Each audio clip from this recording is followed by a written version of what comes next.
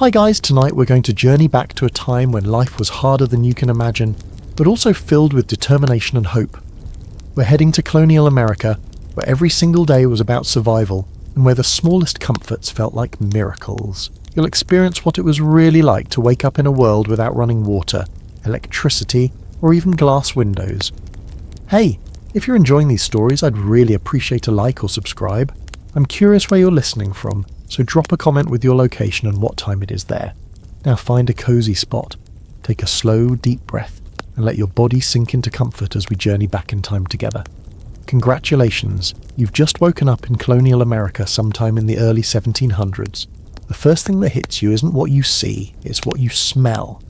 There's wood smoke drifting through the air mixed with something earthier. Maybe it's the animals nearby, or perhaps it's just the general smell of a world where people rarely wash. Your nose wrinkles slightly, but you're already getting used to it. That's how the human body works. You know, it adapts faster than you'd think. The good news is you're alive and relatively healthy in an era where both of those things are pretty remarkable achievements. The bad news? Well, you're about to discover that almost everything you take for granted in modern life simply doesn't exist yet. But here's the thing that might surprise you. The people around you aren't miserable. They're just living the only life they know. And they've figured out ways to find joy even when things are tough. You're lying on what passes for a bed in this era. It's not like the mattresses, you know. This is basically a wooden frame with rope strung across it, topped with a thin mattress stuffed with straw or corn husks. The ropes have stretched overnight, leaving you with a saggy dip in the middle. You can feel every single piece of straw poking through the rough cloth. Your back aches in places you didn't know backs could ache. That's just how sleeping works here. Everyone wakes up a little sore. The room around you is dim, lit only by whatever sunlight manages to squeeze through these small windows. There's no glass in these windows. Glass costs more than most people make in a year. Instead, there are wooden shutters that you can close to keep out rain and cold, but that also keeps out light. Some families stretch oiled paper or cloth across their windows, which lets in a little light, but makes everything look cloudy and strange. You can hear your stomach rumbling. That's actually a good sign. It means you're not one of the many colonists who go to bed hungry. But it also means it's time to start the day, because getting food on the table in Colonial America is an all-day job that starts before sunrise. The house is starting to stir around you. You can hear the soft thud of bare feet on wooden floors, the creak of floorboards that have been settling for decades. Someone's already up and moving. Probably the woman of the house, because her day starts earliest of all. She needs to get the fire going again because it died down overnight, and without it, there's no way to cook food or heat water or stay warm. You swing your legs out of bed and your feet hit the floor with a shock. The floor is just packed dirt, hard as stone and cold as winter. Some wealthier families have wooden floors, but most people live with floors made of earth that's been pounded down until it's smooth and solid. It's actually surprisingly practical, easy to sweep, and it doesn't cost anything to install, but it's always cold, and when it rains hard, sometimes water seeps up through the ground. The cold hits your body like a slap. There's no central heating here, obviously, and the fire that kept the house slightly warm yesterday evening has died down to glowing coals. You can see your breath in the air. Everyone's breath makes little puffs of steam in the morning, even in summer. In winter, people sometimes wake up to find frost on the insides of their windows and ice in their water buckets. You're wearing the same clothes you wore yesterday and the day before and the day before that. This isn't because you're lazy or dirty.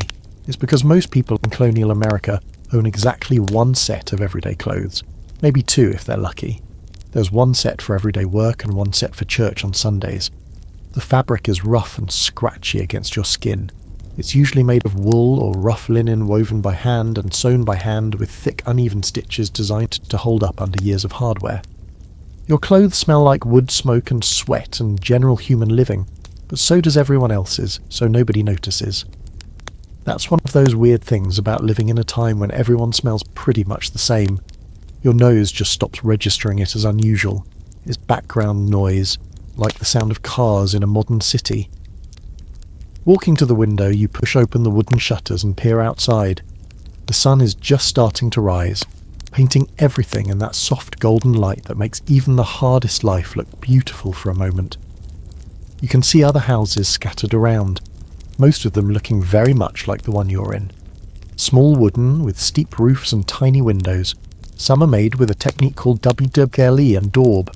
where thin wooden sticks are woven together like a basket and then covered with a mixture of mud, straw and animal dung that hardens into surprisingly sturdy walls. The landscape looks different than you'd expect. There are stumps everywhere, big, thick tree stumps that show where massive trees once stood. Clearing land for farming is back-breaking work that takes years, and colonists often just cut down trees and leave the stumps to rot rather than spending the enormous effort it takes to dig them out.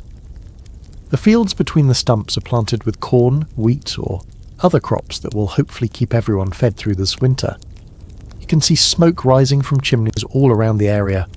Everyone's starting their day the same way, getting the fire going, because fire is literally life in colonial America. Without fire, you can't cook food, heat water, stay warm, or have light when the sun goes down. Keeping a fire going safely is a skill that can mean the difference between life and death, especially in winter. The sound of chickens clucking and roosters crowing fills the air. Almost every family keeps chickens, because eggs and the occasional chicken dinner are crucial sources of protein. You might also hear the lowing of a cow or the snorting of pigs. Animals aren't pets here, and they're walking food supplies, and they are often kept close to the house, where they can be protected from wild animals and thieves. Your stomach rumbles again, louder this time. Time to think about breakfast, though breakfast is a generous term for what you're about to eat. Most colonial families start the day with something called mush.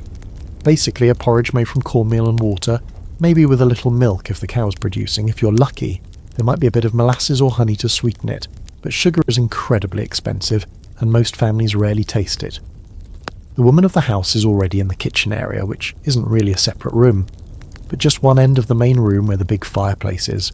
She's building up the fire, feeding small sticks, and kindling to the coals that she kept alive overnight. This is skilled work. If the fire dies completely, she'll have to walk to a neighbour's house to get live coals to restart it, because matches won't be invented for another century or so. You can hear the scrape of metal on metal as she hangs an iron pot over the fire. Everything about cooking here is heavy and hot and dangerous. The pots are made of thick iron that weighs more than you'd believe. The fire throws off sparks and unpredictable heat. Burns are incredibly common, and a serious burn can easily kill you because there are no antibiotics or modern medical care. Water for the mush has to be carried from somewhere else. Maybe a well, maybe a stream, maybe just a rain barrel where water is collected and stored. There are no taps, no pipes, no indoor plumbing of any kind. Every drop of water used in the house has to be carried in by hand, bucket by bucket. That makes you very conscious of how much water you use. Washing dishes means heating water over the fire and using as little as possible. The smell of the cornmeal porridge starts to fill the house as it cooks. It's not an unpleasant smell, earthy and warm and filling. Your mouth starts to water because your body knows that this simple food is going to have to fuel you through a day of hard physical work. There's no such thing as sitting around in colonial America. Everyone, including children, works from sunrise to sunset just to keep the family alive and fed. While the food cooks, you might hear the sound of someone else in the family starting their morning chores. Maybe it's the crack of wood being split for the fire, or the squeak of a door as someone goes out to check on the animals. Even young children have jobs, feeding chickens, gathering eggs, carrying water, or sweeping floors. There's always work to be done, and everyone's labour is necessary for survival. The house around you is small and simple, but it represents an enormous amount of work. Every piece of wood was cut by hand and shaped by hand. Every nail was made by a blacksmith, one at a time. The windows, if there are any real windows with glass, cost more than most people earn in months. Nothing here was mass-produced or came from a store. Almost everything was made by the family or traded for with neighbours. You're starting to understand something that modern people often forget. How much work it took just to survive in earlier times. Staying fed, staying warm, staying dry, staying healthy. These weren't things you could take for granted. They were daily challenges that required constant attention and hard work. But here's something beautiful about it. The people around you know how to do things that most modern people have never learned. They can build a house, grow food, preserve meat, make clothes, cure illnesses with herbs, and create useful tools from raw materials. They're incredibly skilled and self-sufficient in ways that might surprise you. The porridge is ready now. The woman of the house ladles it into wooden bowls. There are no plates as you know them. Most families eat from wooden trenchers, which are basically thick wooden boards with hollows carved out for food. Spoons exist, but forks are rare, and knives are mostly for cutting, not eating. Most people eat with their hands or use pieces of bread to scoop up food. The mush is hot and filling, though not particularly flavourful. There's no salt unless the family can afford to buy it, and most seasonings or whatever herbs can be grown locally. But when you're hungry and facing a day of hard work, even plain food tastes good. Your body craves the calories and carbohydrates that will give you energy for the physical labour ahead. As you eat, you start to think about the day ahead. If you're lucky enough to live on a farm, and most colonists do, your day will be spent doing whatever work the season demands. In spring, that might mean ploughing fields or planting crops. In summer, it's weeding and tending the growing plants. In fall, it's harvesting and preserving food for winter. In winter, it's maintaining tools, spinning thread, making clothes, and trying to stay warm. The rhythm of life here follows the seasons and the sun. You go to bed when it gets dark because candles are expensive and firelight is dim. You wake up when the sun rises because there's no point lying in bed when there's work to be done. Your schedule is determined by the weather, the crops, and the animals, not by clocks or calendars. Outside you can hear the sound of other families starting their days, children's voices as they do their morning chores, the thunk of an axe biting into wood, the squeak of a well rop as someone draws water, the sound of a cow being milked. These are the sounds of a community where everyone depends on everyone else for survival. And survival really is the key word here. You're living in a time when a bad harvest means hunger, when a harsh winter means death, when a simple injury can become infected and kill you. There are no hospitals, no grocery stores, no government programs to help when things go wrong. Families and communities have to take care of themselves and each other. But there's also something deeply satisfying about this life, even with all its hardships. When you grow your own food, build your own shelter and make your own clothes, you have a connection to the basic necessities of life that most modern people never experience. You know exactly where your food comes from and how much work it took to produce it. You understand the value of simple things like a warm fire or a dry roof over your head. The porridge is finished now, and it's time to start the real work of the day. Your body feels heavy and warm with food, ready for whatever physical challenges lie ahead. The fire is burning steady and bright, promising warmth and the ability to cook dinner later. The sun is rising higher, bringing light and the promise of another day survived in this challenging but ultimately rewarding world. You're about to step into a day that will test your strength, your skills, and your endurance. But you're also about to experience the deep satisfaction that comes from using your hands and your back to create something valuable, to contribute to your family's survival, and to be part of a community where everyone's work matters. As you step outside into the crisp morning air, the first thing you notice is how different this world smells compared to what you might expect. There's the clean scent of wood smoke. Yes, but underneath that there's something earthier, more pungent. It's the smell of a world without modern sanitation, where humans and animals live much closer together than you're used to, and where the idea of taking a bath is almost unthinkable. The house you just left represents months of back-breaking labour. Every single piece of wood was cut by hand using saws that had to be sharpened constantly. The walls were built using a technique that would seem almost impossible today. First, the men of the community came together to raise a wooden frame. Massive beams of oak or pine that were shaped with hand tools and joined together with wooden pegs and careful carpentry. You can see the marks where broad axes shaped each beam, leaving surfaces that are smooth but obviously handmade. Between those wooden beams, the walls are filled with something called lee and daub. Picture this. Thin wooden sticks, maybe as thick as your thumb, woven together like a giant basket. Then comes the daub, a mixture that might make your stomach turn. It's mud, yes, but mixed with straw, animal hair, and often animal dung, cow manure, horse manure, whatever was available. The mixture is plastered over the woven sticks and left to dry into walls that are surprisingly strong and weatherproof. If you ran your hand along the inside wall of the house, you'd feel the rough texture where this mixture was smoothed by hand. Sometimes you can still see handprints in the dried daub where someone pressed too hard while working. These aren't perfect smooth walls like you're used to. They're organic, uneven, shaped by human hands working with whatever materials the land provided. The roof above your head is probably made of thatch, layers and layers of dried straw or reeds. It's woven together so tightly that water runs off instead of soaking through. Building a thatched roof is an art form that takes years to learn. The thatcher starts at the bottom and works up, layering the straw so that each row overlaps the one below it. When it's done properly, a thatched roof can last for decades and keep a house completely dry even in the worst storms. But here's something that might surprise you about colonial houses. They're usually just 1 or 2 rooms total. That house you woke up in, it might be home to a family of 8 or 10 people. Parents, children, grandparents, maybe a servant or 2, all living in a space smaller than many modern bedrooms. Privacy, as you understand it, simply doesn't exist. Everyone sleeps in the same room, everyone shares the same space, and everyone knows everyone else's business. The lack of privacy extends to something that modern people find almost unimaginable. What happens when you need to use the bathroom? As you walk around the property, you notice a small wooden structure set back from the house, maybe 50 or 100 feet away. That's the privy or outhouse, and it's where every member of the family takes care of their most basic biological needs.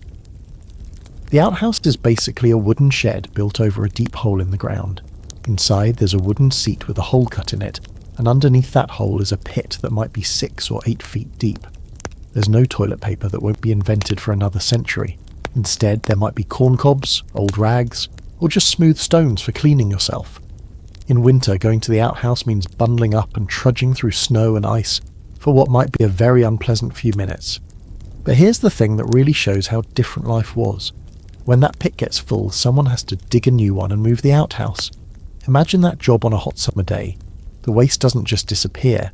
It sits there fermenting and attracting flies and creating smells that would make a modern person sick. And because most colonial settlements are built near water sources like streams or wells, that waste often seeps into the ground and contaminates the drinking water. This contamination is one of the biggest killers in colonial America. Diseases like dysentery, typhoid fever and cholera spread like wildfire through communities where human waste and drinking water mix. You might remember reading about Valley Forge, where George Washington's army spent that terrible winter. What you might not know is that more of his soldiers died from disease than from cold or hunger. About 23 of the men who died at Valley Forge were killed by dysentery and typhoid fever, diseases that spread because of poor sanitation. When night falls or the weather is too harsh for a trip to the outhouse, families use chamber pots. These are basically ceramic or metal bowls that people use as toilets inside the house. Every morning, someone, usually a woman or child, has to empty these pots. And where do they empty them? Often they just dump them out the nearest window. If you were walking down the street in colonial Boston or Philadelphia, you'd want to stay alert for the cry of Gardilou, a warning that someone was about to dump a chamber pot from an upstairs window. The streets themselves are something that would shock modern sensibilities. There's no garbage collection, no street cleaning, no sewage system. People throw their household waste directly into the street. Food scraps, broken pottery, old clothes, and yes, human waste all end up in the roadways. Add to that the droppings from all the horses, cows, pigs and chickens that share the streets with people, and you get a picture of urban life that's hard to imagine. When it rains, these streets become rivers of filth. When it's dry, the waste turns to dust that blows around and gets into everything. The smell is something you'd have to experience to believe. And this isn't just in poor neighbourhoods. Even the wealthiest parts of colonial cities deal with these same sanitation problems. Given all this, you might think that people in colonial times were constantly trying to get clean, but here's something that would absolutely amaze a modern person. Most colonists almost never take baths, not because they're lazy or don't care about being clean, but because the very idea of immersing your whole body in water is seen as dangerous, unhealthy, and possibly immoral. The typical colonial American might wash their face and hands once a day using a cloth and a basin of water. That's it. That's the extent of their daily hygiene routine. Their bodies, from neck to toe, might not be washed with soap and water for months at a time, maybe not even once a year. Full body bathing is reserved for infants, and even then, it's more about hardening them against disease than about getting them clean. Why this fear of bathing? Part of it comes from medical beliefs of the time. Many doctors believe that water can weaken the body or make it more susceptible to disease. They think that the natural oils and dirt on your skin actually protect you from illness. The idea that cleanliness prevents disease, something we take for granted, simply hasn't been discovered yet. Religion plays a role too. Some religious leaders preach that too much attention to the body is vanity, and that suffering through discomfort is good for the soul. The Puritans, who have a huge influence on colonial culture, believe that cleanliness is important for moral reasons. But they mean clean clothes and tidy homes, not clean bodies. There's also the practical matter of heating water. Remember, every drop of water has to be carried by hand and heated over a fire. Heating enough water to fill a bathtub would take hours and use enormous amounts of precious firewood. For most families, it's just not worth the expense and effort. So what do people smell like? Well, everyone smells pretty much the same, like wood smoke, sweat, and the general scent of human bodies that haven't been washed. Clothes are rarely laundered because soap is expensive, and the process of washing clothes is incredibly labour-intensive. Most people own only 1 or 2 sets of clothes, and they wear them until they literally fall apart. The soap that does exist is nothing like what you're familiar with. Colonial soap is made from animal fat and lye, which is created by filtering water through wood ashes. The process is dangerous. Lye can burn your skin, and the resulting soap is harsh and caustic. It's primarily used for washing dishes and clothes, not bodies. Using this soap on your skin would leave you red, irritated, and probably with chemical burns. Women's hair is kept covered almost all the time, partly for religious reasons and partly because washing hair is almost impossible. They might brush it and braid it, but actually washing it with soap and water is a rare event. Men often keep their hair short or shave their heads completely and wear wigs instead. The wigs can be cleaned more easily than natural hair, and they can be removed if they become too infested with lice. And lice are everywhere. Absolutely everywhere. Body lice, head lice, clothes lice. They're just part of life. Everyone has them, from the poorest farmer to the wealthiest merchant. George Washington himself complained about wigs full of lice. People try to control them by combing their hair with fine-toothed lead combs and by boiling their clothes, but completely getting rid of lice is nearly impossible in a world without effective cleaning methods. The smell of unwashed human bodies is just background noise in colonial life. When everyone smells the same, your nose stops noticing it. It's like how people who live near a paper mill stop smelling the sulphur, or how people in modern cities stop hearing traffic noise. Your senses adapt to what's normal in your environment. But the consequences of all this poor sanitation go far beyond just smells and discomfort.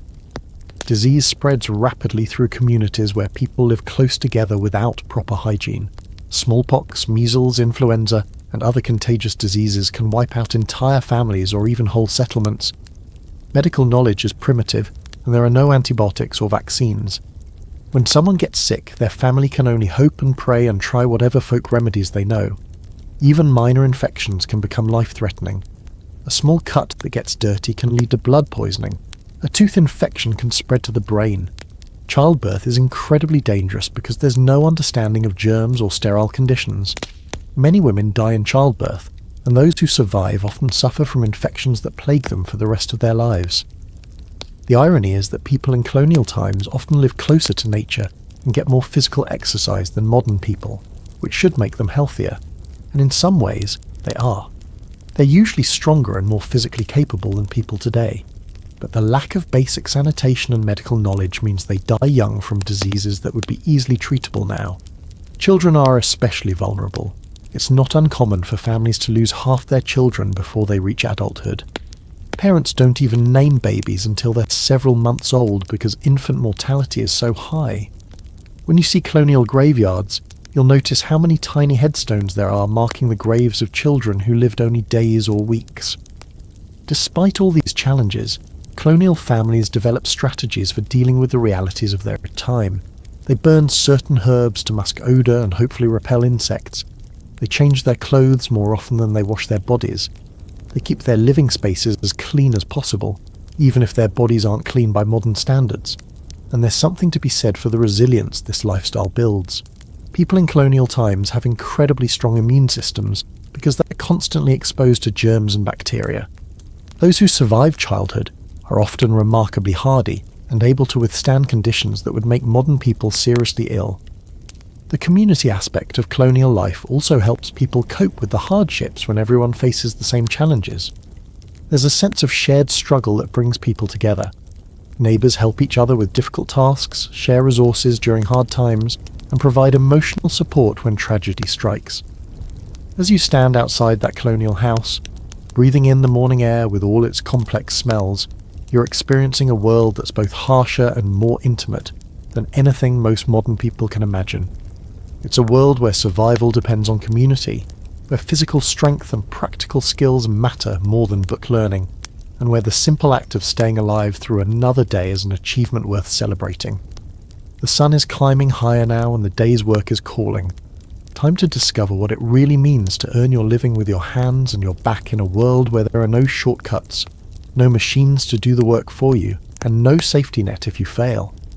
The workday in colonial America begins the moment you can see your hand in front of your face, and it doesn't end until the last light fades from the sky. You're about to discover that staying alive in this era requires a level of physical effort that would exhaust most modern people within hours. Every single thing you eat, every piece of clothing you wear, every tool you use has to be created by hand from raw materials using techniques passed down through generations. Your empty stomach reminds you that the morning's cornmeal mush was just the beginning of a day centered around food, growing it, preparing it, preserving it, and constantly worrying about whether there will be enough to last through the winter. The difference between a good harvest and a bad harvest is literally the difference between life and death, and that knowledge shapes every decision a colonial family makes. If you're living on a farm, and remember most colonists do, your day revolves around the endless cycle of agricultural work. Right now, in early morning, you can hear the sounds of animals that need tending. The cow needs milking, and that's usually a woman's job, though older children might help. Milking isn't the simple, peaceful process you might imagine from pictures. Cows in colonial times are smaller than modern dairy cows, but they're also more temperamental and they give much less milk. The woman doing the milking sits on a low wooden stool beside the cow, holding a wooden bucket between her knees. Her hands work in a rhythm that she learned as a child. Squeeze, pull, squeeze, pull. While the cow shifts and stamps and occasionally tries to kick, the milk comes out warm and frothy, and sometimes the cow decides she doesn't want to be milked and tries to step in the bucket or knock it over. Getting a gallon of milk might take an hour of patient, skilled work. That milk is precious beyond anything you can imagine. There's no refrigeration, so it has to be used quickly or turned into something that will keep longer. Some of it might be churned into butter, a process that involves putting cream in a wooden churn and agitating it for what feels like hours until the fat separates into solid butter and liquid buttermilk. Your arms would ache from the constant motion of working the churn paddle. Some milk gets made into cheese, which involves heating it gently, adding something acidic like vinegar to make it curdle, then pressing the curds in cloth to squeeze out the liquid whey. The cheese can be aged in cool cellars to last through winter months, when the cow produces less milk or stops producing altogether. The eggs from the chickens need gathering too, and this is often a job for children. You'd carry a basket and search through the chicken coop, reaching carefully under hens that might peck your hand if they're feeling protective of their eggs. Chickens in colonial times aren't the plump, docile birds you see on modern farms. They're smaller, scrappier, more like wild birds, and they can be surprisingly aggressive when they want to be. But the real work of colonial life happens in the fields. If you're a man or boy, you'll spend most of your day doing agricultural work that would break the back of someone not used to it. Ploughing a field means walking behind a wooden plough pulled by oxen or horses, holding the handles and keeping the blade at just the right angle to cut through the soil. The ground is rough and full of rocks and roots, so the plough jumps and jerks constantly, sending shocks up through your arms and shoulders. You don't have neat flat fields like modern farms. Colonial fields are full of tree stumps because cutting down trees is one thing, but digging out the massive root systems is almost impossible with hand tools. So farmers plant around the stumps and hope they'll rot away eventually. The fields are also full of rocks that have to be picked up by hand and carried to the edges to build stone walls. This rock picking is endless. Every spring, frost pushes new rocks up from deep in the ground. Planting is done by hand, seed by seed. Corn kernels are dropped into holes made with a pointed stick, a few kernels per hole spaced far enough apart that the plants won't compete with each other. Beans might be planted between the corn rows so they can climb the corn stalks. Squash grows along the ground between the rows, creating what Native Americans call the Three Sisters. Corn, beans and squash grown together in a system that helps all three plants thrive. The work is rhythmic and mindless in some ways, but also requires constant attention. Plant too shallow and birds will eat the seeds. Plant too deep and they won't sprout. Space them wrong and the plants will crowd each other out. Every movement has to be precise, and you're doing this for hours at a time, bent over in the sun, with sweat stinging your eyes and dirt grinding between your teeth. Weeding the crops is even more tedious. Armed with a hoe, a wooden handle with a metal blade, you chop out weeds that grow between the crop plants. This has to be done regularly all summer long because weeds grow faster than crops and will choke them out if given the chance. You develop a rhythm, chop, step, working your way down endless rows while the sun beats down on your back. Harvest time is when everyone in the family works together from dawn to dusk. Corn has to be picked by hand, ear by ear, and then the kernels have to be removed from the cobs. This is often done as a community activity with several families gathering together for a corn-husking bee. People sit in a circle talking and laughing while their hands work automatically, stripping kernels from cobs and dropping them into baskets. Wheat and other grains are cut with hand tools called scythes, long wooden handles with curved metal blades. Using a scythe properly is an art that takes years to learn. You swing the blade in a smooth arc, cutting through the grain stalks close to the ground while walking forward at just the right pace. Do it wrong and you'll either miss the grain or cut yourself with the razor-sharp blade. The cut grain has to be gathered into bundles called sheave, then loaded onto carts and taken to a barn where it can be threshed, beaten with wooden tools called flails to separate the grain from the stalks. Then the grain has to be winnowed, which means tossing it in the air on a windy day, so the lighter chaff blows away and the heavier grain falls into baskets. Food preservation is a constant concern because there's no way to keep things fresh for long. Meat gets smoked, salted, or dried into jerky. Vegetables are pickled in brine or vinegar. Fruits are dried or made into preserves with precious sugar or honey. Root vegetables like turnips and carrots can be stored in cool cellars buried in sand or straw to keep them from freezing or rotting. The smokehouse is a small building where meat is hung over smouldering fires for days or weeks. The smoke not only flavours the meat, but also preserves it by driving out moisture and creating chemicals that prevent spoilage. Tending a smokehouse fire requires skill. Too hot and the meat cooks instead of smoking. Too cool and it spoils before it's preserved. Making salt pork involves packing pieces of pork in barrels with layers of coarse salt. The salt draws out moisture and creates an environment where harmful bacteria can't grow. Salt beef, salt fish. These preserved foods can last for months and provide protein when fresh meat isn't available. While the men and boys work in the fields, women and girls have their own exhausting list of tasks that never end. Making clothes starts with growing flax for linen or raising sheep for wool. Flax has to be harvested, soaked in water until it rots slightly, then beaten and combed to separate the fibres. Sheep have to be sheared once a year, and their wool has to be cleaned, sorted, and prepared for spinning. Spinning thread is a skill that takes years to master. Using a spinning wheel, a woman draws out fibres and twists them into continuous thread, controlling the thickness and strength with subtle movements of her fingers. A skilled spinner can produce several hundred yards of thread in a day, but it requires hours of concentrated work. The spinning wheel makes a constant humming sound as the wheel turns, and women often sing or tell stories while they work to help pass the time. The thread then has to be woven into cloth on a loom, a wooden frame that holds parallel threads called the warp, while the weaver passes other threads called the weft back and forth through them.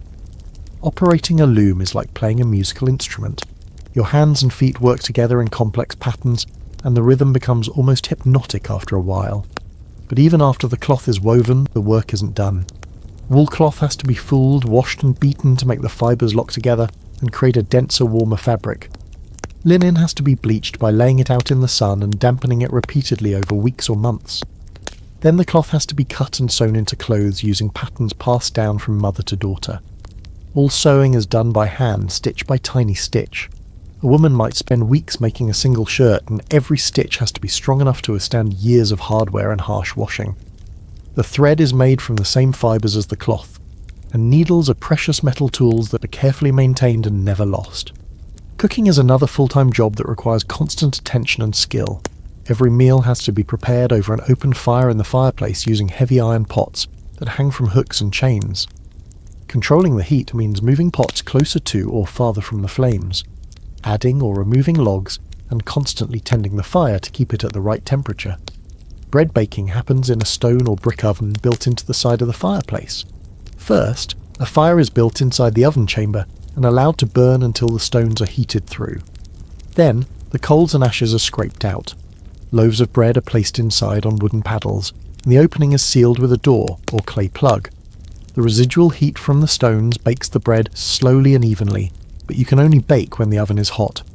So bread baking is a major production that happens once or twice a week. Women often coordinate with neighbours so that several families can use the same oven on the same day, taking turns sliding their loaves in and out of the hot chamber. Preparing other meals means constant stirring of stews and porridges to keep them from burning, careful attention to roasting meat on spits that have to be turned by hand, and managing multiple pots and pans over a fire that throws off sparks and unpredictable heat. Burns are incredibly common, and a serious burn can easily become infected and kill you. Water for cooking and cleaning has to be carried from a well or stream bucket by bucket. In winter, this might mean breaking ice and melting it over the fire. In summer, it means walking to the water source multiple times a day with heavy buckets that leave your shoulders aching. Washing dishes is done with minimal water and harsh soap, and pots are often just scraped clean and wiped out rather than truly washed. The same pot might be used to cook several different foods in sequence, each one picking up flavours from what came before.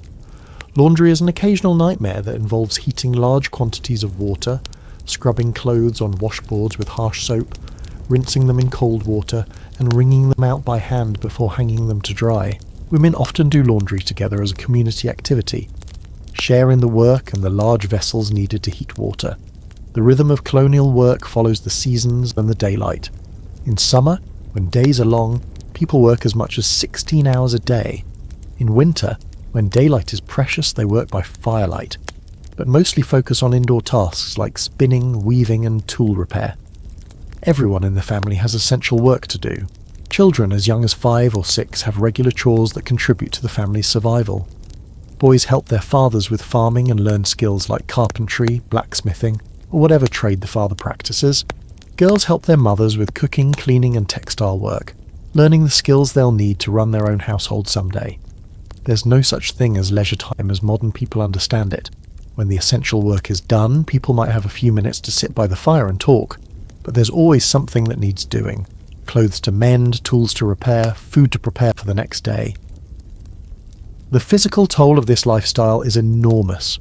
People's hands are permanently stained and scarred from their work. Their backs ache from bending over crops and looms. Their feet are tough and calloused from walking on rough ground. But they're also incredibly strong and capable, able to do things with their hands that would seem like magic to someone from the modern world.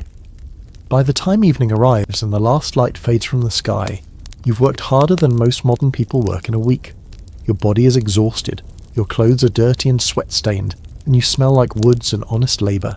But you've also contributed something essential to your family's survival, and there's a deep satisfaction in that knowledge that helps ease the ache in your muscles as you finally rest. After a day of back-breaking work, you might think all colonists live the same hard life. But colonial America is actually a world divided into very distinct social classes, each with their own daily rhythms, their own challenges, and their own completely different relationship to comfort and survival. Where you fall in this social order determines everything from what you eat for breakfast to whether you'll live in a mansion or a one-room cabin. Let's say you're fortunate enough to be born into the upper class, the wealthy gentry who own large plantations in the south or extensive land holdings in the north. Your morning begins very differently than the farmer's dawn we experienced earlier. Instead of rushing to milk cows and tend fires, you wake up in a bedroom that might actually have glass windows, letting in soft filtered light that doesn't carry the bite of cold air. Your bed isn't a rope frame with straw, it's a proper wooden bedstead with a real mattress stuffed with feathers or down. The sheets are made of fine linen, smooth against your skin instead of rough and scratchy. When you wake up, you don't immediately jump into yesterday's clothes. Instead, a servant, possibly an indentured servant or enslaved person, helps you dress in clothes made from imported fabrics cut by skilled tailor and sewn with tiny, precise stitches. If you're a wealthy man, your daily outfit might include a linen shirt with delicate ruffles, a waistcoat made of silk or fine wool, breeches that fit properly instead of hanging loose, and stockings made of silk instead of rough wool. Your shoes have actual buckles made of silver or pewter, and they're designed for walking on wooden floors rather than trudging through muddy fields. Wealthy women wear stays. That's the colonial version of a corset made with strips of whalebone that shape their torso into the fashionable silhouette of the time. Over this goes a chemise of fine linen, then a petticoat, then the actual dress, which might be made of silk imported from China or fine wool from England. The colours are richer and brighter than anything a poor farmer could afford. Deep blues dyed with indigo, vibrant reds from costly cochineal, or elegant blacks that show they can afford to keep dark clothing clean. Both wealthy men and women often wear wigs made from human hair, carefully styled and powdered white. These wigs are expensive status symbols that require professional care. A good wig might cost as much as poor family makes in a year, and maintaining it properly requires regular visits from a wig maker who cleans it, restyles it, and treats it for the lice that are still a constant problem even for the wealthy. The wealthy colonial's breakfast is a world away from cornmeal mush. There might be real tea imported from China, served in delicate porcelain cups that cost more than most people's monthly income.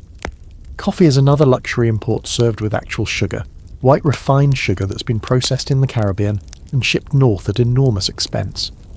The food includes fresh bread made from wheat flour instead of coarse cornmeal, butter churned from cream instead of the occasional scraping of fat, and maybe even fresh fruits or preserves made with that precious sugar. The wealthy don't do their own cooking. They have servants or enslaved people who tend the fires, prepare the meals, and serve the food on plates made of pewter or even imported china. The kitchen in a wealthy household might be a separate building to keep cooking smells and fire dangers away from the main house, connected by covered walkways where servants hurry back and forth carrying trays of food. These wealthy colonists lived in houses that would amaze someone from the farming class.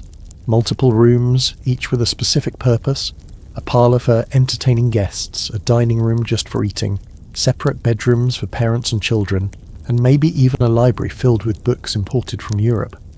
The rooms have wooden floors instead of packed dirt, plastered walls instead of rough logs, and furniture made by skilled craftsmen rather than rough pieces knocked together from whatever wood was available. But here's something interesting about colonial society. Wealth doesn't necessarily mean comfort by modern standards. Even the richest colonist still lives without electricity, indoor plumbing or central heating. They might have servants to tend their fires, but they still depend on fireplaces for heat and candles for light. They might eat off fine china, but they still eat with their hands or simple utensils. The houses might be larger and better built, but they're still cold in winter and stuffy in summer. The middle class in colonial America, the middling sort as they call themselves, includes merchants, skilled craftsmen, successful farmers, and professional people like doctors and lawyers. These people work with their hands, but their work requires skill and education rather than just physical strength. A blacksmith, for example, needs to understand metals, fire, and complex tool-making techniques that take years to master. Walking into a blacksmith shop, you'd be hit immediately by the intense heat radiating from the forge. A special fireplace designed to burn charcoal at temperatures hot enough to make iron glow white-hot. The air shimmers with heat waves and sweat would start pouring down your face within minutes. The blacksmith works in this environment all day, using heavy hammers to shape red-hot iron into horseshoes, nails, tools, and all the metal objects that colonial life requires. The rhythm of blacksmithing is hypnotic. The roar of the bellows forcing air into the fire, the ring of hammer on anvil, the hiss of hot metal being plunged into water to cool and harden it. A skilled blacksmith can judge the temperature of iron by its colour and know exactly when it's ready to be shaped. Too hot and it crumbles, too cool and it won't bend. The timing has to be perfect. Carpenters and cabinet makers work with hand tools that require incredible skill to use properly. A master carpenter can shape a piece of wood with an adze, basically a sharp blade mounted perpendicular to a handle, creating smooth, curved surfaces that look almost machine-made. They can cut precise joints that fit together perfectly without any nails or screws, using only wooden pegs and the natural properties of the wood itself. These skilled craftsmen often live above or behind their workshops in houses that reflect their status as neither wealthy nor poor. The furniture is well made but not fancy. The food is adequate but not luxurious, and the clothes are sturdy and well fitted but made from practical fabrics rather than expensive imports. City life in colonial America offers opportunities that don't exist in rural areas, but it also brings challenges that farm families never face. In cities like Boston, New York, or Philadelphia, you might wake up to the sound of church bells marking the hours, the rumble of cartwheels on cobblestone streets, and the calls of street vendors hawking their wares. Cities have actual streets, instead of just paths through the forest.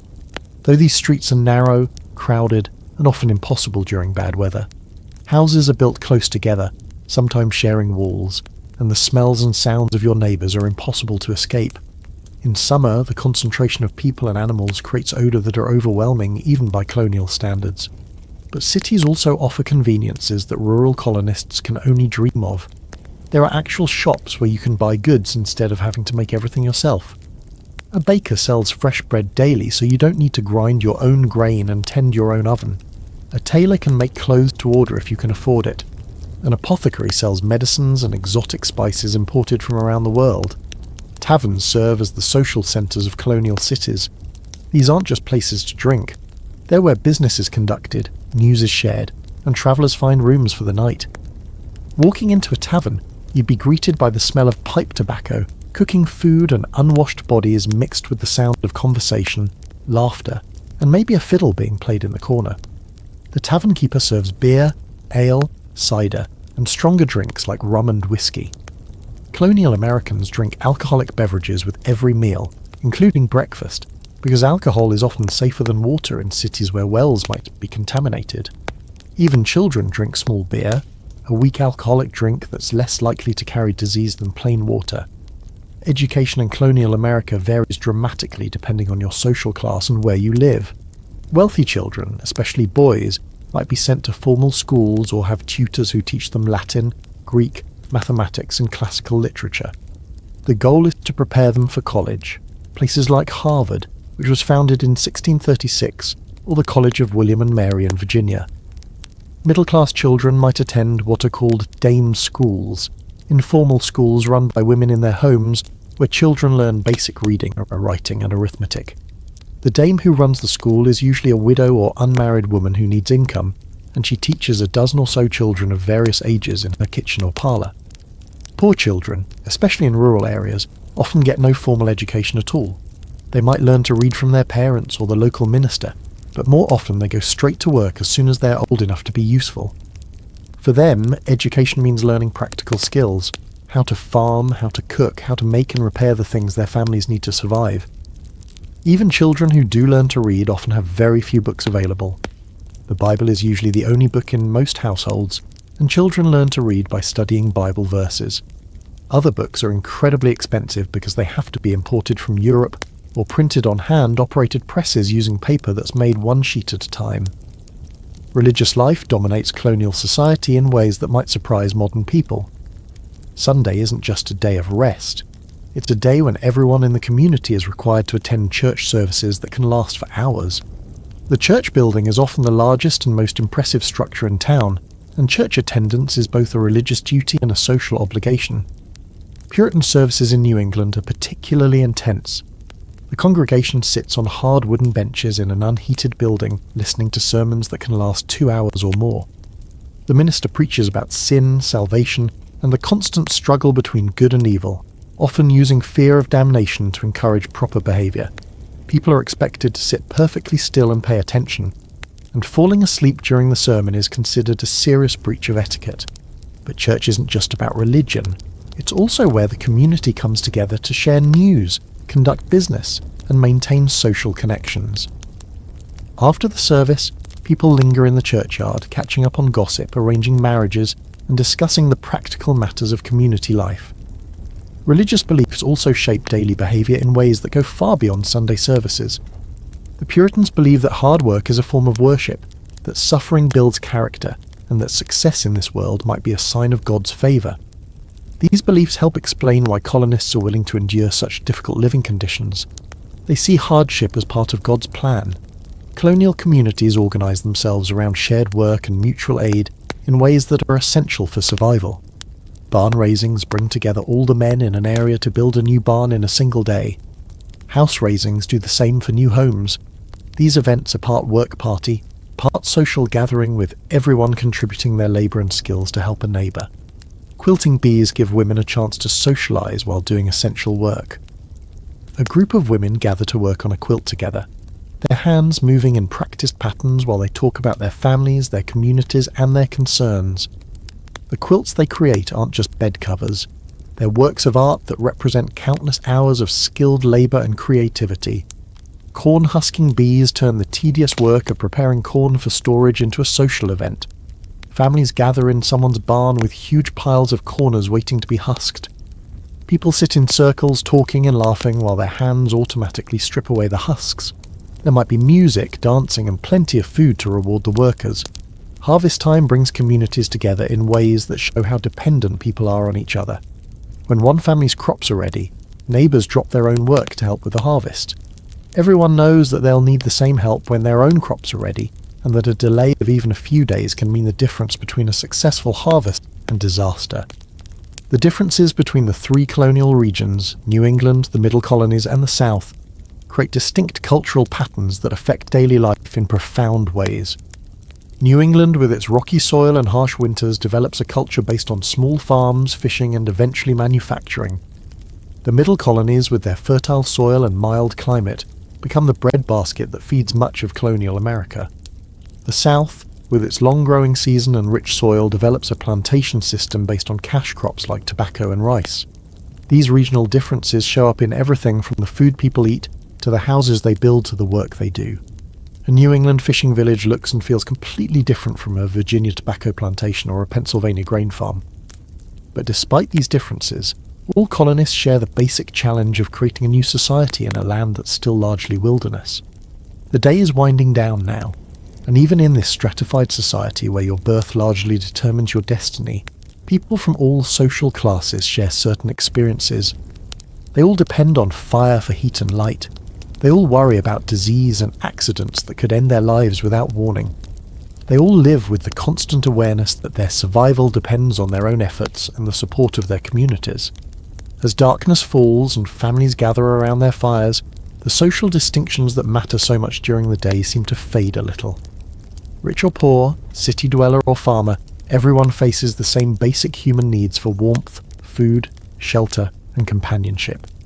The flickering firelight creates a circle of warmth and safety that feels precious in a world full of danger and uncertainty. As winter settles over your colonial community, the harsh realities of life become even more apparent.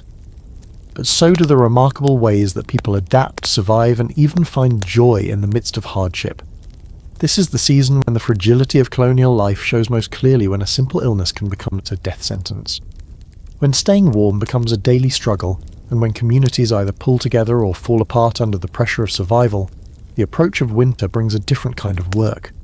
The urgent task of preparing for months when the outside world becomes hostile and dangerous. You can feel the change in the air, that sharp bite that warns of frost coming soon. Every family knows that their survival through the coming months depends entirely on the preparations they make now while there's still time. Food preservation becomes desperate urgent work. The last vegetables from the garden have to be harvested before the killing frost hits. Root vegetables like turnips, carrots, and potatoes are carefully dug up and stored in root cellars. Underground chambers that stay cool enough to prevent spoilage, but not cold enough to freeze.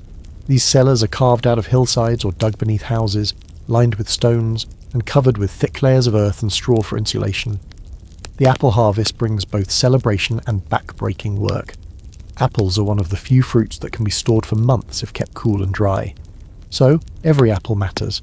Some are eaten fresh, some are dried in thin slices that can be stored in cloth bags, and many are pressed into cider. Cider isn't just a drink. It's a way of preserving the nutrition and calories from apples in liquid form that won't spoil as quickly as fresh fruit. Making cider involves crushing apples in wooden presses that require several strong people to operate. The juice that comes out is golden and sweet, but it doesn't stay that way for long. Without refrigeration, the natural yeasts on the apple skins quickly begin fermenting the juice into alcoholic cider. Within a few weeks, what started as sweet apple juice becomes mildly alcoholic, and after several months it can be quite potent. This fermentation isn't an accident, it's a preservation method. Alcoholic cider keeps much longer than fresh juice, and the alcohol helps kill harmful bacteria that might make people sick. Colonial families drink cider with every meal, including breakfast, and even children drink watered-down versions. It's often safer than water, especially in areas where wells might be contaminated. But despite all their preparations, colonial families live with the constant knowledge that winter might bring disaster in forms they can't control. Disease spreads more easily when people are crowded together in small, poorly ventilated houses, a single sick person can infect an entire family within days, and without effective medical treatment, minor illnesses often become fatal. The medical knowledge available to colonists is a strange mixture of folk wisdom, religious belief, and theories that we now know are completely wrong. When someone gets sick, their family might try remedies passed down through generations.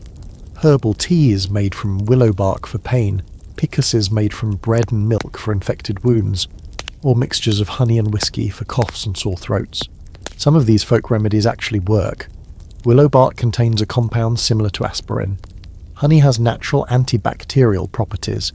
Many herbs used in colonial medicine do have real medicinal effects, but the colonists don't understand why these treatments work, and they're just as likely to try remedies that are useless or even harmful. The few trained doctors available have medical theories that seem bizarre by modern standards. Many believe in the four humours, the idea that illness comes from imbalances between blood, phlegm, yellow bile and black bile in the body. Treatments often involve trying to rebalance these humours through bloodletting, purging or other methods that usually make patients sicker rather than better. Bloodletting involves cutting a vein and letting blood flow out into a bowl based on the theory that many illnesses are caused by having too much blood. Doctors use sharp instruments called lancets to make the cuts, and they might take pints of blood from patients who are already weakened by illness. This treatment sometimes kills people who might have recovered on their own. Purging involves giving patients powerful laxatives or substances that cause vomiting. Again, based on the theory that illness comes from having too much of something in the body that needs to be expelled. These treatments leave patients dehydrated and exhausted, often making their conditions much worse. When someone needs a tooth pulled, and toothaches are incredibly common because dental care barely exists, they usually have to visit a barber, blacksmith, or other tradesman who has the tools and the willingness to attempt tooth extraction. There's no anesthesia except possibly alcohol or opium if the family can afford it. The patient sits in a chair while the dentist grips the tooth with metal pliers and tries to pull it out, often breaking it and leaving infected fragments in the jaw. George Washington himself suffered from terrible dental problems throughout his life. Contrary to popular belief, his false teeth weren't made of wood. They were constructed from a combination of metal, ivory, and both human and animal teeth. These dentures were painful to wear and distorted the shape of his face. But they were the best dental care available to even the wealthiest and most powerful man in America. For most colonists, dental care means living with pain until teeth fall out on their own, or become so infected that they have to be removed. Many people lose most of their teeth by middle age, which affects not only their appearance, but also their ability to eat properly and maintain adequate nutrition. The danger of infection from even minor injuries can't be overstated. A small cut that gets dirty can lead to blood poisoning that kills within days. Broken bones that puncture the skin almost always become infected. Childbirth with its inevitable bleeding and tissue damage is extremely dangerous for both mothers and babies. Women giving birth are attended by midwives, experienced women who have learned their skills through practice rather than formal training. These midwives know traditional techniques for dealing with difficult births, but they have no understanding of germs or sterile conditions. They might use the same tools and cloths for multiple births without cleaning them, unknowingly spreading infections that kill new mothers. Infant mortality is heartbreakingly high. Families often lose half their children before they reach adulthood. Parents don't even name babies until they're several months old because so many die within days or weeks of birth. When you walk through colonial cemeteries, you see row after row of tiny headstones marking the graves of children who lived only briefly. These constant threats to health and survival create a culture where people are deeply religious and fatalistic. They believe that life and death are in God's hands and that suffering is part of his plan. This belief system helps them cope with tragedies that would devastate modern families. The death of children, the loss of spouses in their prime, the constant presence of pain and illness. But colonial life isn't all hardship and suffering. People find ways to create joy and celebration, even in the midst of difficulty. Winter evenings, when the day's work is done early because of short daylight hours, become times for storytelling, music and simple entertainment that brings families and communities together. Around the fireplace, families gather to share stories passed down through generations. These might be folk tales brought from Europe, stories about local events and characters, or religious stories from the Bible. The storyteller's voice rises and falls with the flickering flames, creating dramatic shadows on the walls and drawing listeners into worlds of adventure and imagination. Music is a constant presence in colonial life, though the instruments are simple and homemade. A fiddle made by a local craftsman provides music for dancing at community gatherings. Someone might play a wooden flute carved from a piece of maple or beat out rhythms on a drum made from a hollow log with animal skin stretched across the top. Singing is free entertainment that everyone can participate in. Families sing together while they work, mother and daughters harmonizing while they spin thread, father and sons keeping time while they split wood. The songs might be hymns learned at church, work songs that help coordinate group labour, or ballads that tell stories of love, loss and adventure. Children create their own entertainment from whatever materials are available. A piece of wood becomes a doll, a handful of stones becomes a game, a length of string becomes a toy, called a whirligig, that spins and buzzes when you pull it tight and release it. Boys might play with wooden hoops that they roll along the ground with sticks, or carve whistles from pieces of willow bark. Girls practice the skills they'll need as adults by playing with miniature versions of women's tools. They might have tiny spinning wheels, small looms, or doll-sized cooking pots that let them imitate their mother's work. These aren't just toys, they're training tools that teach essential life skills through play. Seasonal celebrations mark the rhythm of colonial life and provide breaks from the constant work of survival. Harvest festivals celebrate the successful completion of the year's agricultural work and give thanks for food that will carry the community through winter. These gatherings feature the best food the community can produce: fresh bread, roasted meat, preserved fruits, and that precious alcoholic cider. Christmas celebrations are quieter and more religious than modern holidays, focusing on church services and family gatherings rather than gift-giving. The Puritans actually disapprove of elaborate Christmas celebrations, viewing them as too close to Catholic traditions. But other colonial communities mark the season with special foods, decorations made from evergreen branches, and small gifts that family members make for each other. Spring brings celebrations of renewal and hope as communities emerge from the isolation and hardship of winter. The first green shoots appearing in gardens are cause for genuine joy after months of eating preserved and dried foods. The return of migratory birds, the blooming of fruit trees, and the warming of the soil all signal that the cycle of life is beginning again. But even as colonists adapt to the rhythms of their challenging life, larger forces are building that will eventually transform their world completely. The relationship between the American colonies and Great Britain is becoming increasingly strained over issues of taxation, representation and control. The British government, deeply in debt from wars fought partly to defend the American colonies, begins imposing new taxes to raise revenue: the Sugar Act, the Stamp Act, the Townshend Acts. These measures require colonists to pay taxes on everything from molasses to paper to tea. But the colonists have no representatives in the British Parliament, leading to the famous cry of no taxation without representation. Colonial merchants and craftsmen find their businesses hurt by British policies that favour trade with England over local production. A blacksmith who could make nails for his community is told he must buy more expensive nails shipped from England. A furniture maker who could craft beautiful pieces from local wood is undercut by imported goods that British law favours. These economic pressures combine with a growing sense of American identity that's been developing for generations. Colonists who were born in America, whose parents and grandparents were born in America, begin to think of themselves as Americans rather than British subjects. They've built communities, cleared wilderness, and created a new society through their own labour and sacrifice. The Boston Tea Party of 1773 represents the culmination of years of growing resentment.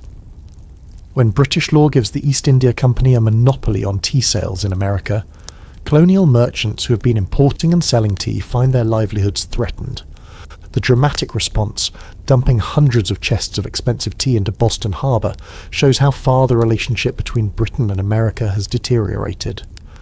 The punitive measures that Britain imposes in response, closing Boston Harbour, revoking Massachusetts' charter, allowing British officials accused of crimes to be tried in England rather than America, convince many colonists that they can no longer count on fair treatment from the British government. As tensions escalate toward armed conflict, the daily life of colonists begins to change in subtle but significant ways. Women organise boycott of British goods, refusing to buy imported tea, cloth, or other products. They revived the domestic production of items they had been importing, spinning more thread and weaving more cloth at home rather than buying finished goods from England. Men begin organising militia units and practising military drills on village greens. These aren't professional soldiers. They're farmers, craftsmen and merchants who are learning to march in formation and fire muskets in coordinated volleys. They call themselves Minutemen because they pledge to be ready to fight at a minute's notice. The skills that colonists have developed through generations of hard living, self-reliance, practical problem-solving and the ability to endure hardship and strong community bonds turn out to be exactly what they need to fight for independence. People who can build houses, grow food, make tools and survive harsh winters without outside help are well prepared to create a new nation without British support. When the revolution finally comes, it brings new hardships, but also new hope. The Continental Army suffers terribly during that winter at Valley Forge, but the soldiers who survive are largely colonial farmers and craftsmen who already know how to endure cold, hunger and discomfort. The women who support the war effort are already skilled at spinning thread, weaving cloth, and managing households without imported goods. As you drift off to sleep in your colonial bed, with the fire dying down to glowing coals and the sounds of the community settling into nighttime quiet, you're experiencing the end of an era. The world you've lived in today. This world of handmade everything, of communities bound together by necessity, of lives shaped by the rhythms of seasons and the demands of survival, is about to be transformed by revolution and independence. But the character traits that this colonial experience has created won't disappear. The self-reliance, the willingness to work hard, the sense of community responsibility, the belief that ordinary people can solve extraordinary problems. These become part of the American character that continues to shape the nation for generations to come. The people sleeping around you tonight have already accomplished something remarkable. They've taken a wilderness and turned it into communities. They've transplanted European civilization to American soil and adapted it to new conditions. They've created a society where a poor farmer's son can become a skilled craftsman, where communities take care of their members and where hard work and determination matter more than inherited status. In just a few years, these same people will create a new nation based on ideas that seem radical for their time. That governments should serve the people rather than the other way around. That ordinary citizens can govern themselves. That individual liberty and community responsibility can coexist. The daily experiences of colonial life, the need to cooperate for survival, the rewards of hard work, the dangers of concentrating too much power in distant authorities have prepared them for this revolutionary experiment. So, as you close your eyes and let the peaceful sounds of a colonial night wash over you, remember that you've spent a day in the lives of people who are quietly and unknowingly preparing to change the world. Their struggles with basic survival, their small daily acts of cooperation and mutual aid, their gradual development of a distinctly American way of life. All of this was building towards something larger than any of them could imagine. The morning will bring another day of hard work, another round of challenges and small triumphs, another opportunity to prove that free people can take care of themselves and each other. And eventually all those mornings will add up to something extraordinary. A new nation built on the foundation of everything these colonial Americans learned about life, work, community, and the quiet dignity of ordinary people doing extraordinary things.